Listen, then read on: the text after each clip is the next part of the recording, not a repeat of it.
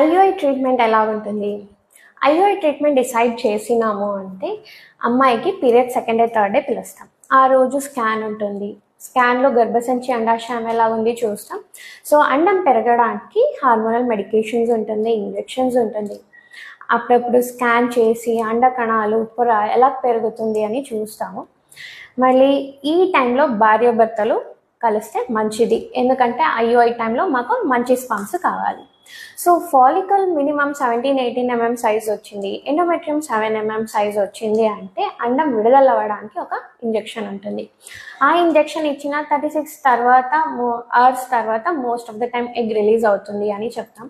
So ఆ టైంలో మీకు 2 days భార్య భర్తలు కలవద్దు అని చెప్తాం. సో ఓవ్యులేషన్ రోజు మీ హస్బెండ్ సిమెన్ శాంపుల్ తీసుకొని అది ల్యాబ్లో వాష్ చేస్తారు. సో అలా చేసినప్పుడు మంచి స్పర్మ్స్, కదలిక ఉండే స్పర్మ్స్ సెపరేట్ అవుతాయి. ఆ స్పర్మ్స్ని ఒక సన్న కెథెటర్లో తీసుకొని గర్భసంచి లోపలికి ఇంజెక్ట్ చేస్తాం. సో స్పర్మ్ కదులుకొని ట్యూబ్ లోపలికి వెళ్తాయి. అక్కడ ఉండే ఎగ్స్తో ఫర్టిలైజ్ అయ్యి ఎంబ్రియో ఫామ్ అవుతుంది.